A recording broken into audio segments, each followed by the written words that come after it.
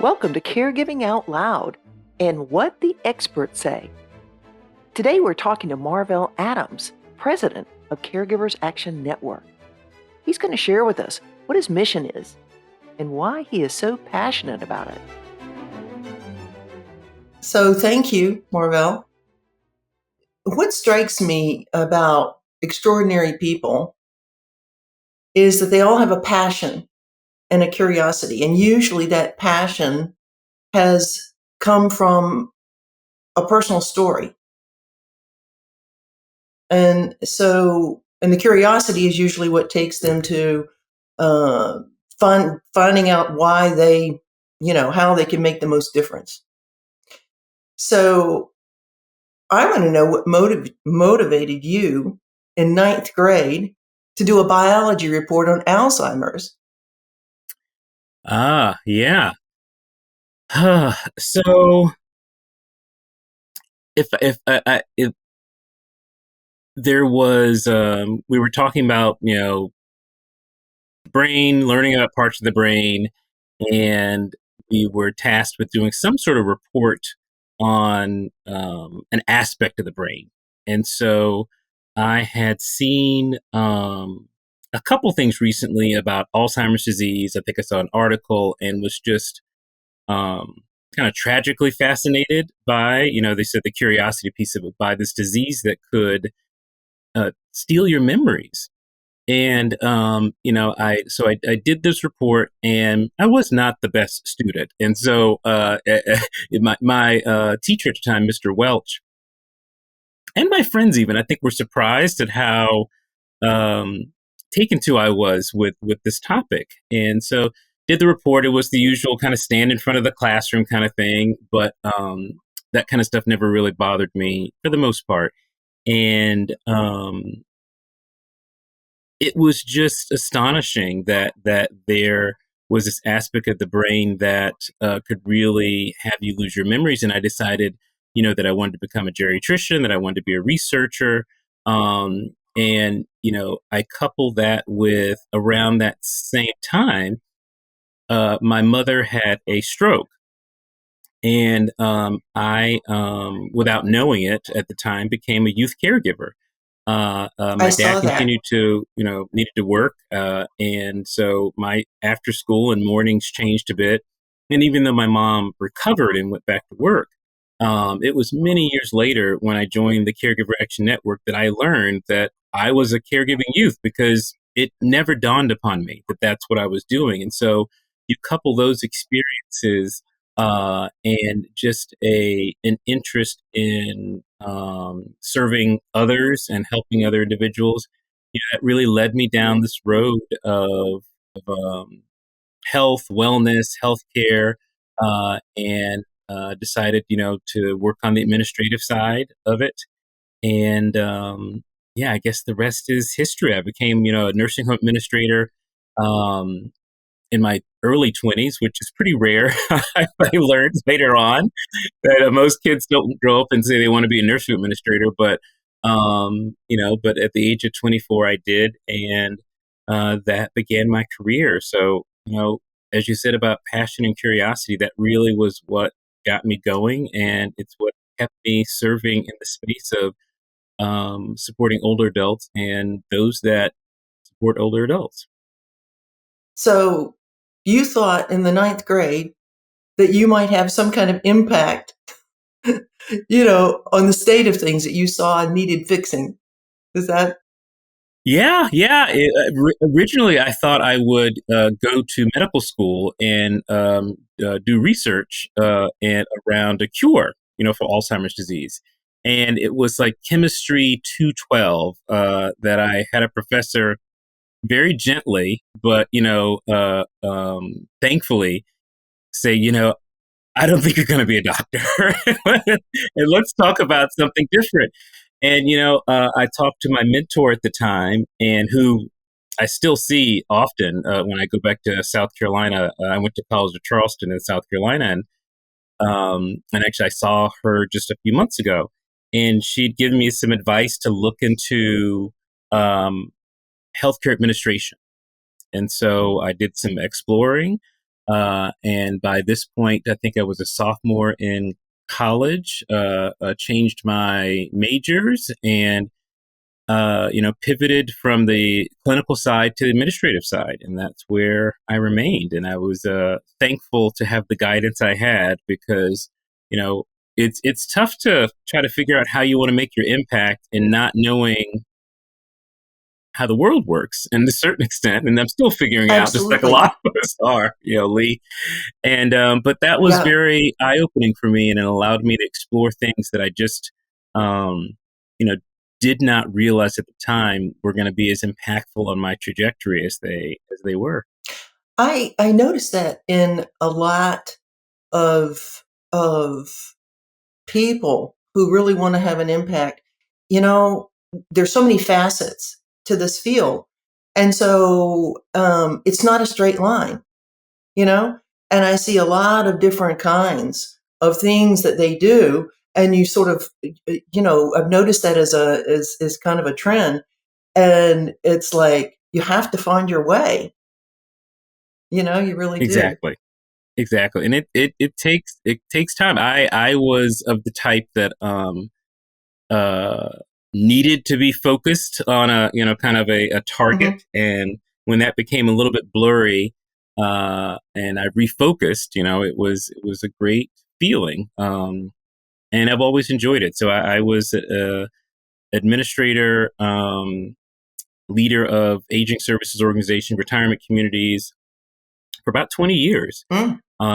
Did the CEO role, was chief operating officer of a large not-for-profit provider for several years, and then I even started my own company because I found, after 18, 20 years, I wasn't quite serving the individuals that I felt I should be, or that I noticed there was an underserved population, Hmm. because in working in continuing care retirement communities or life plan communities, it does serve I won't say mostly affluent, but you have to have some means, to be able to live there. Hmm.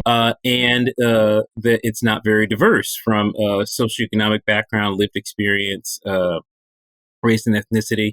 And so I started my own company called the letter W, Lawson. And, Hmm. our impact is really helping organizations strategize and bring into action ways for their community and their organization to be more inclusive. Knowing that the demographics of the older adult population is changing, and that we all need to be ready for that. But lo and behold, fate had an additional kind of role for me, and um, I was approached and accepted the offer of being CEO of Caregiver Action Network in July of 22. And was that July 22 I think I remember that or date. 23? Oh, Oh, 23?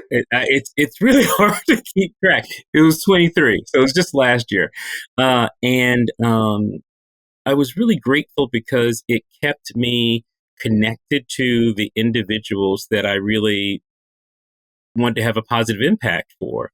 And, it allowed me into this world where I'd worked mostly with paid caregivers and family caregivers as well, but more so on being a provider, Hmm. working with families kind of in that transition of their loved one moving into a residential setting.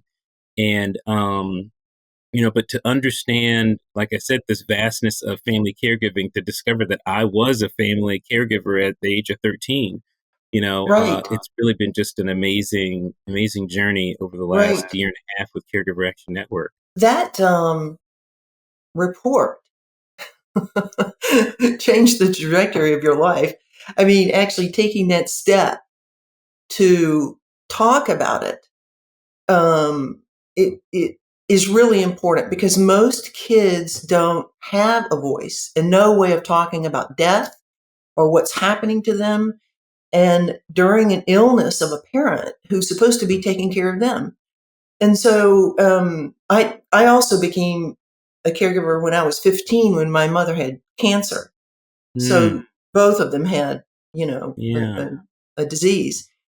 But One of the things I noticed in on your website is that you have also focused on kids' anxiety. And that is so insightful, Marvell. I mean, and you probably experienced this yourself with your mom, and that's maybe where it came from. But, kids are, they become so isolated from their friends, nobody knows what to say to them, or they purposely don't say anything to them, as adults. Mm-hmm. And so they're just locked up tight. And that definitely creates an anxiety that a lot of times goes into adulthood. So I Yeah. was happy to see that. No, I've absolutely. never seen that. It's one of the things, Caregiver Action in particular, one of the things we set out to do about a year ago, about last year, this time last year, we really set up some priorities as an organization around, where are the gaps? Because our organization, what makes us unique is that we serve across the continuum when it comes to caregiving. So that 13-year-old kid, that 7-year-old sibling that has a brother or sister or sibling that is that ill, or that their parents aren't doing well, and so the siblings have to pick up and help the little ones. And we recognized that we had and continue to have spectacular tools that work broadly for caregivers, but there's also aspects of caregiving that are layered, the intersectionality of it all. And so understanding that to have a blueprint for caregivers of individuals with mental health conditions and illnesses is one aspect of it, which is like, for everyone, that's a wonderful tool to recognize that has a uniqueness to it.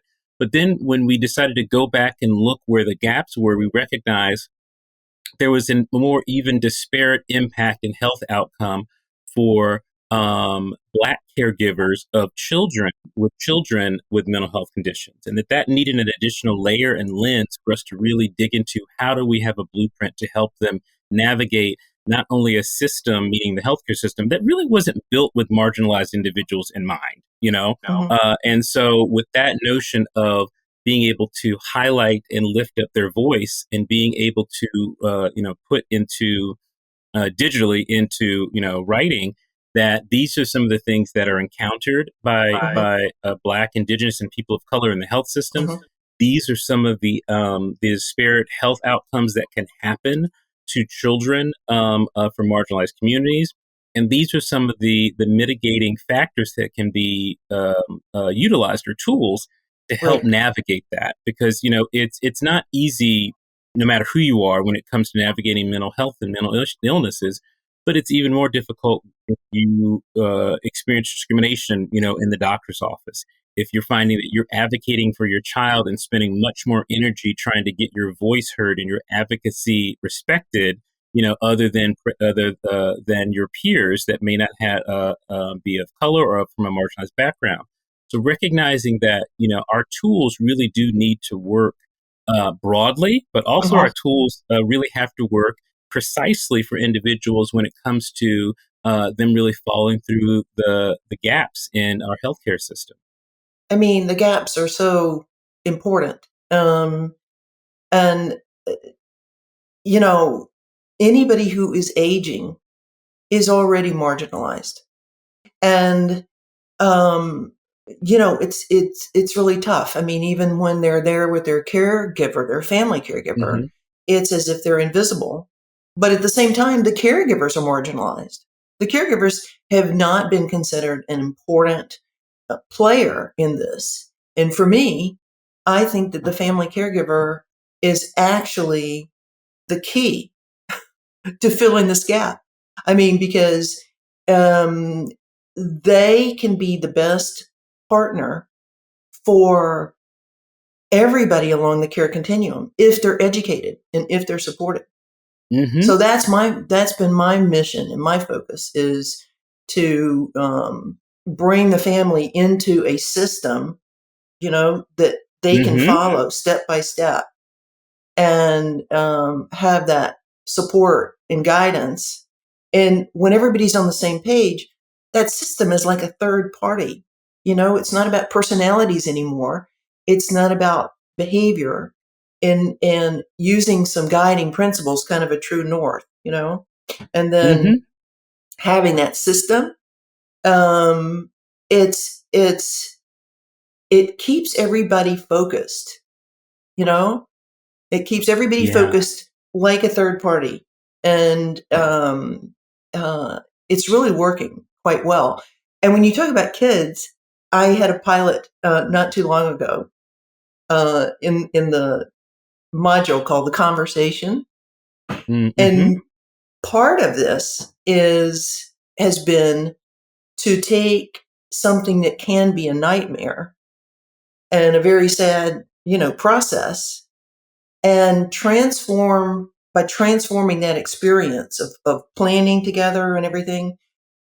It transforms that nightmare into a family legacy, because over time, as they work together and they follow the system, if they stay on the same page, then they get more and more successful, at accomplishing and achieving better outcomes.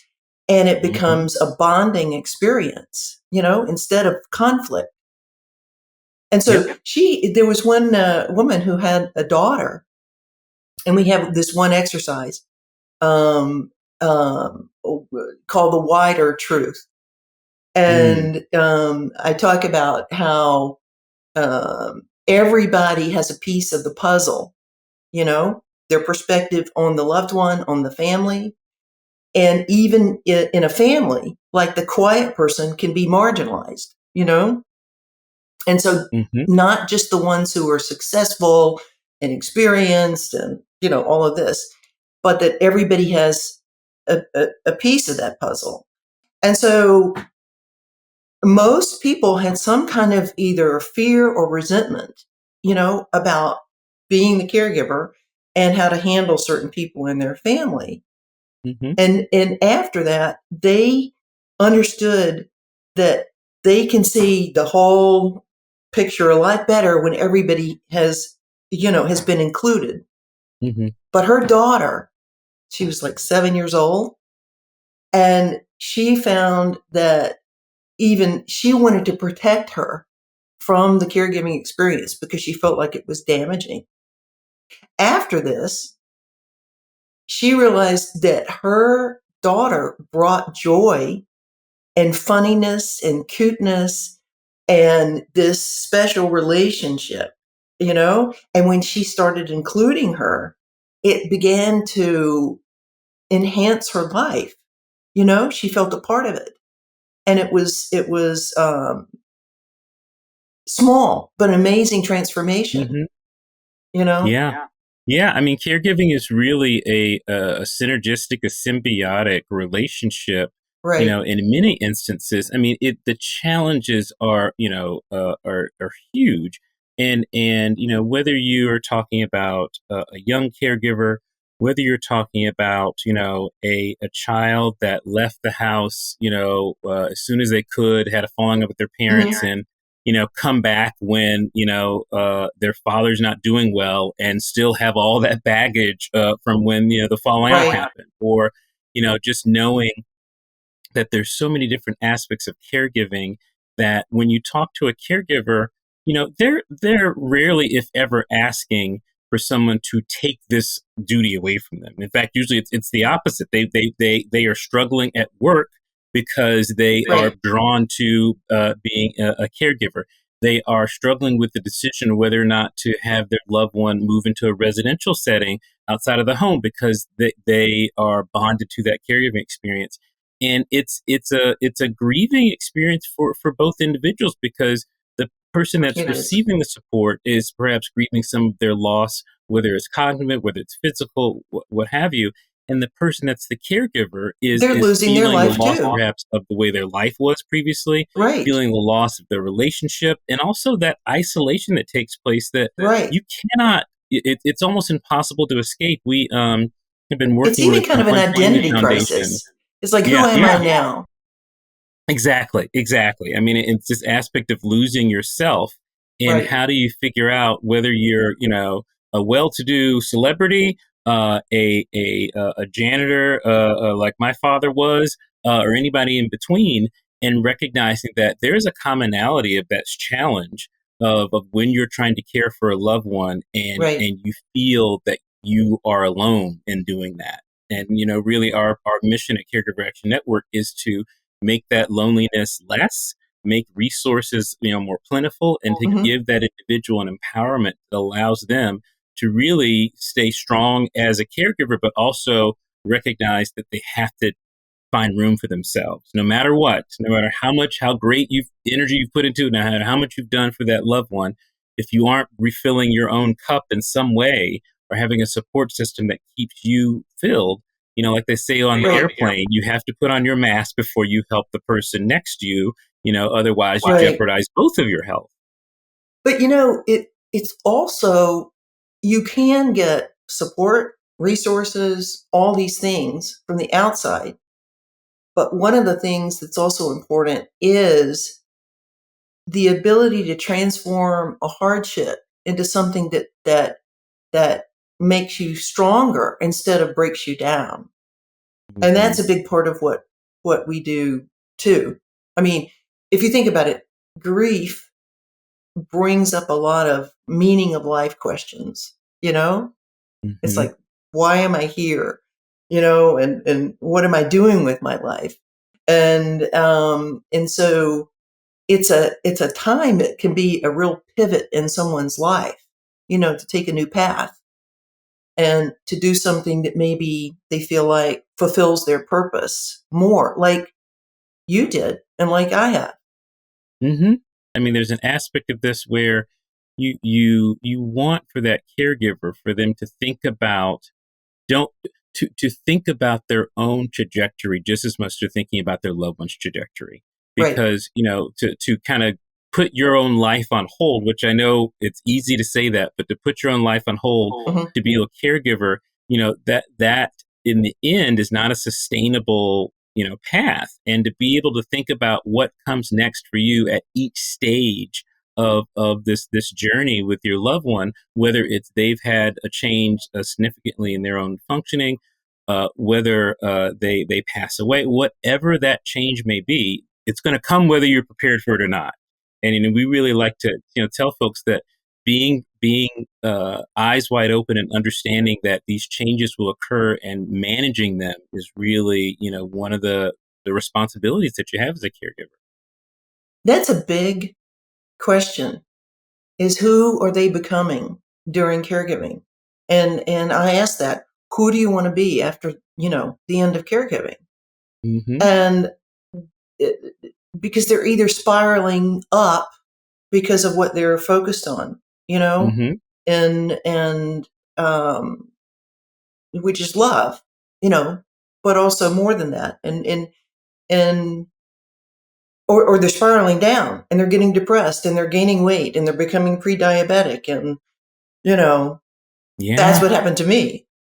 I mean, I hmm I, I had a company with over 80 people, and I lost everything, during caregiving, Yeah.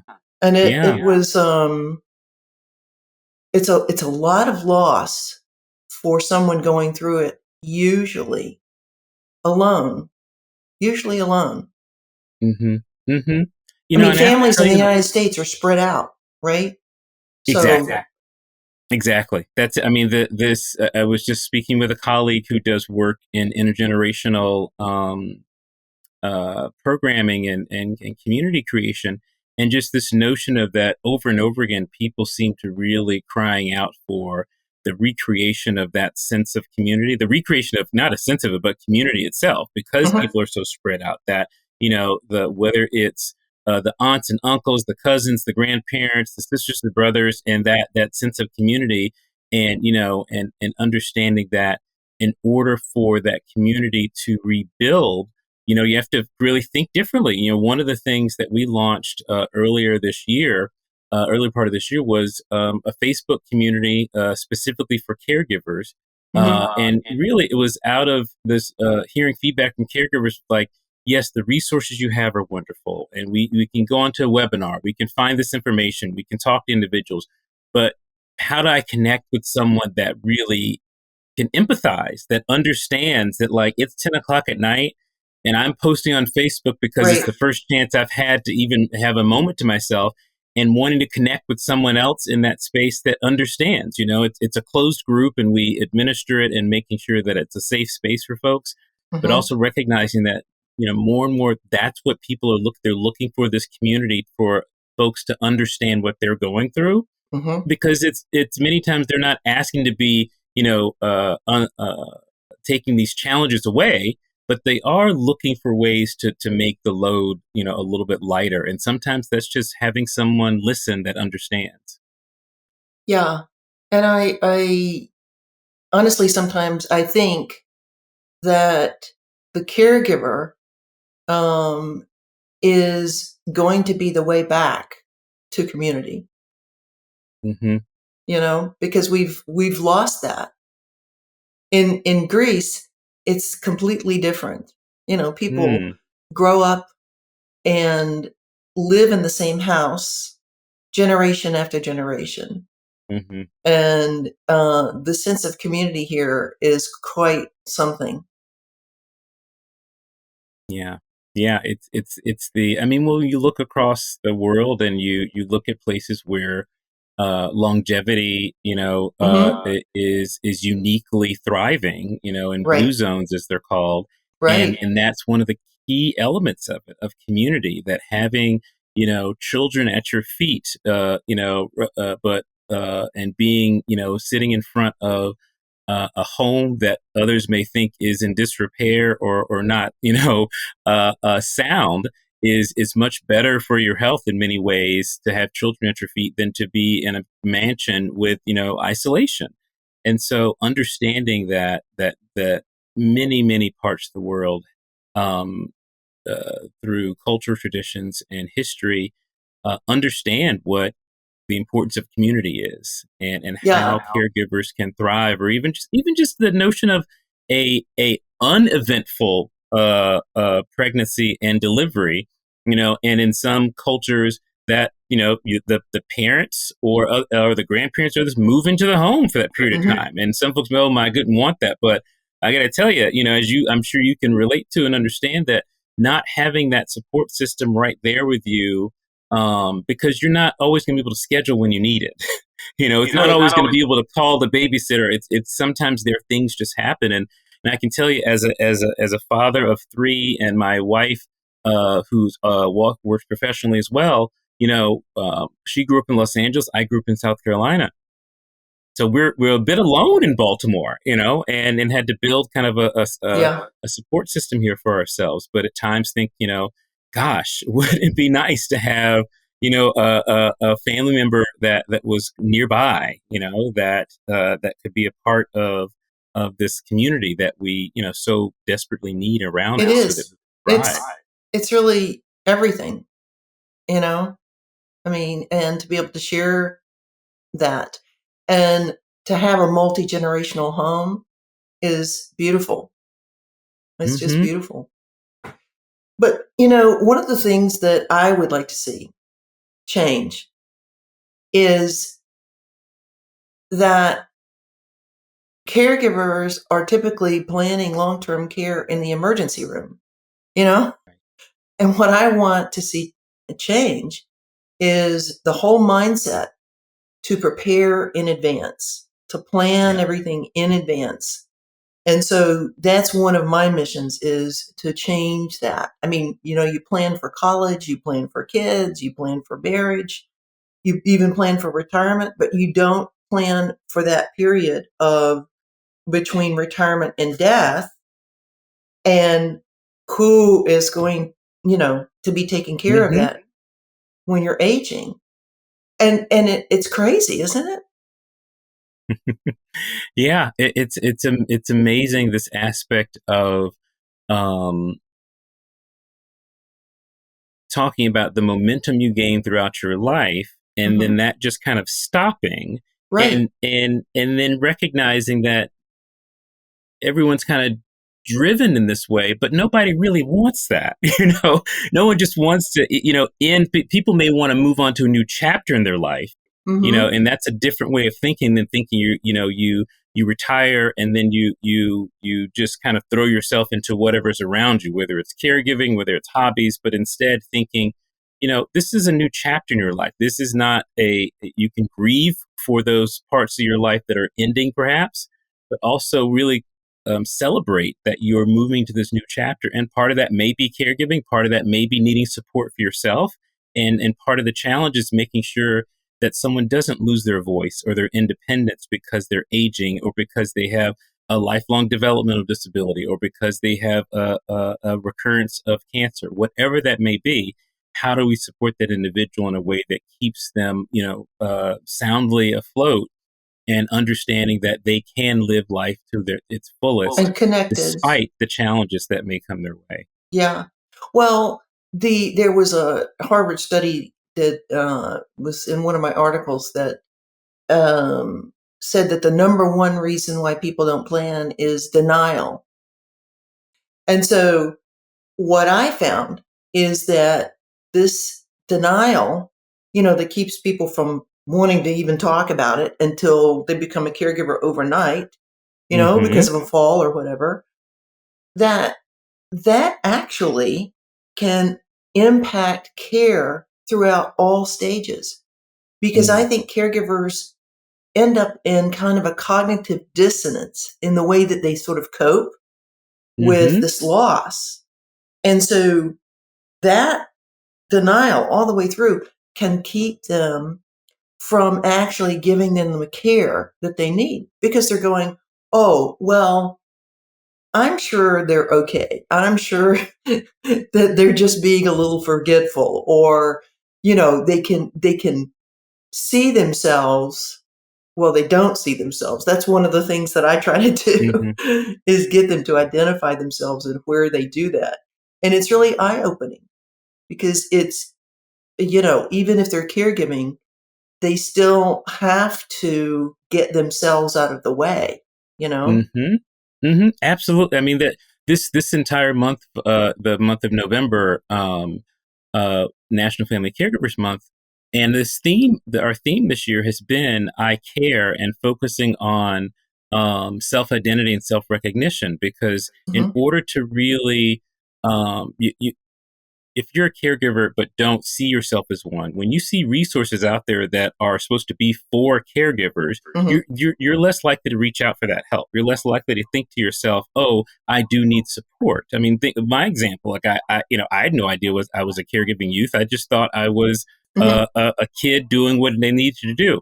Right. When you think of a Me sandwich too. generation, someone that has a parent or older adult in their life and they have responsibility for kids that may be minors or there may be adults, but still having Mhm. responsibility and being squeezed in the middle and thinking this is, part of my duty, this is my responsibility. Mhm. And, and perhaps, but also it doesn't mean that you are meant to do it alone, and none of us were Right. meant to do all these aspects alone. And we go back to a community again and recognizing that if you see yourself as a caregiver and a dutiful son or daughter and a devoted spouse, Mhm. that is the combination. But the absence of the identifying as a caregiver really does leave folks hamstrung in their ability to really find support and resources that are going to help them, as they go through this journey alongside their loved one. Yeah, and that's again in acting early instead of saying, "Hey, I'm a caregiver." Like I need to prepare for caregiving, you know, and be proactive about it. Um, Home care is one. I mean, that's the real sweet spot, because they've sold their home if they've had a home and they're not paying mortgage and they're still getting some income coming in, and that can go for future care. But that's where you need to know all these things. You need to know how to sell the house. You need to know, how to set up for home care and how to monitor them for changes in condition and all those things. So that's the sweet spot, but it's also the place that you need the most Hmm. know-how and education. Yeah. Yeah. It's what makes the work you do and others out there so important, because it's just that this is only going to grow in the sense of the need for guidance and Yes. resources. It's only going to grow in the need for support. And we have the darndest notion here in the U.S. and across the world that people started having less kids. And there's Yeah. other aspects as well, which of having enough individuals to really care for and support, and that's why that notion of community just becomes so important, and having resources and people like yourself and others that really can support and provide that guidance. Well, it's like, you know, a fireman, you know, that wants to deny the existence of fires, that shows up without a team, without tools, and without any training. Right. And we just have to completely change that. That whole thinking and that whole approach, so that there's more proactivity towards this. But I don't know. I just think from the standpoint of some of the things that you talk about on your website, that the way that we treat our most vulnerable is, it defines our humanity or inhumanity. It's kind of the canary in the coal mine, that sort of gives us a reading on how the human race is doing. And we haven't done a good job of that. Right. Yeah. Yeah. Now it is an aspect of, when you think of the marginalization of older adults, ageism.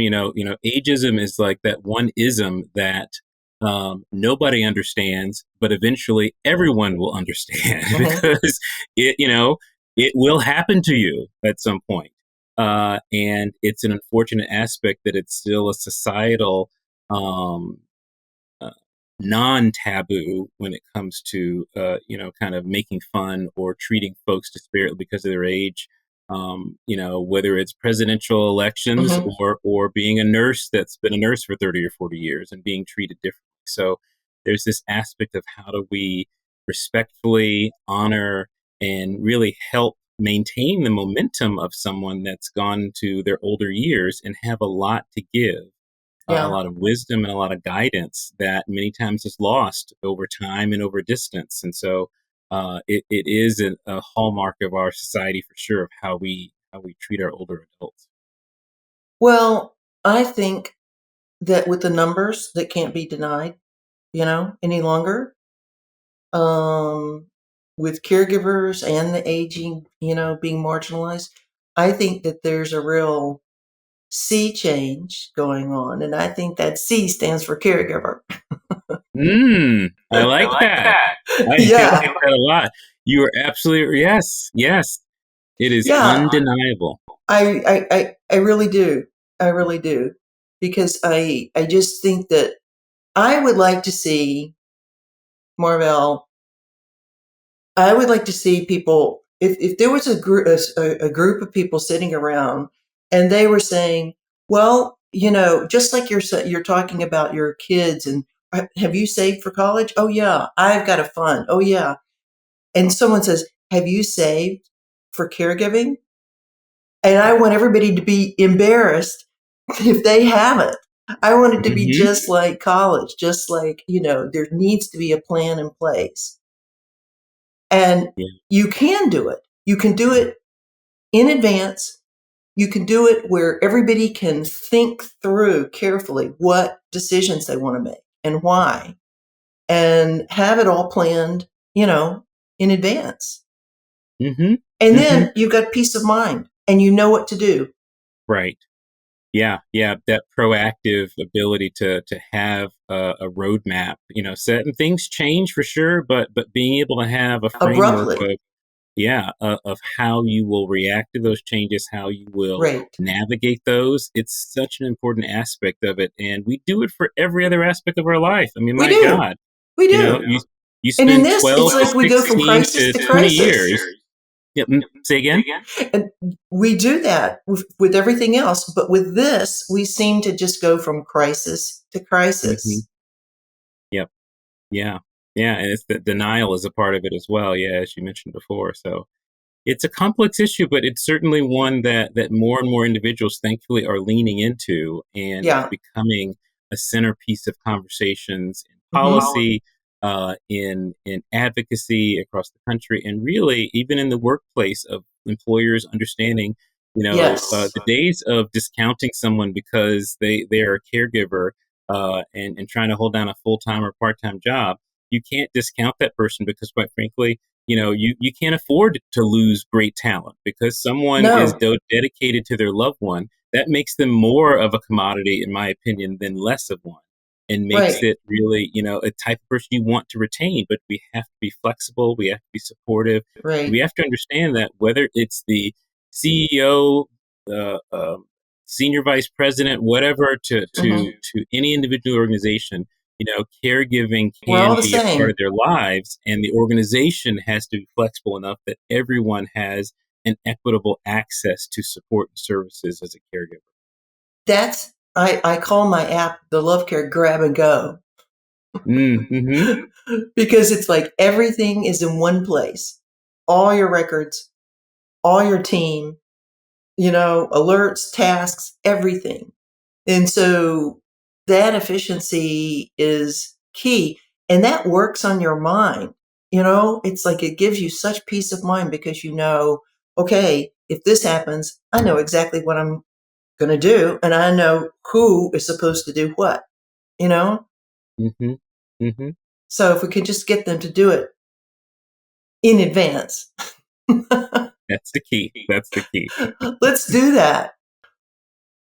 Absolutely. Well, is there anything during Caregivers Month that you would like to say to the people listening?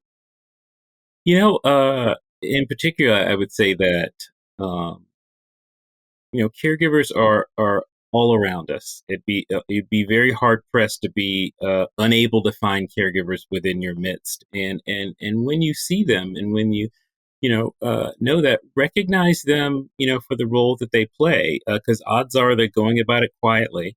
Odds are they may be challenged and not letting anyone know, and being able to recognize that that that that you, when you're mowing a neighbor's lawn or putting their mail from the bottom step to the top step, or bringing over some cookies or something, you too are serving a role as a caregiver, and it really is an ecosystem. Whether it's something that seems small to something that seems large, they all are necessary. And so, recognizing that caregiving is not just about physically supporting someone and being in their lives 24/7. It's about those in between spaces. It's about taking time to do a FaceTime with someone, on a weekend. And it's about being able to support one another and recognizing that caregiving is really an aspect that all of us eventually will face, whether we'll need a caregiver, we'll be a caregiver, and understanding that, it really is a part of being a part of a community,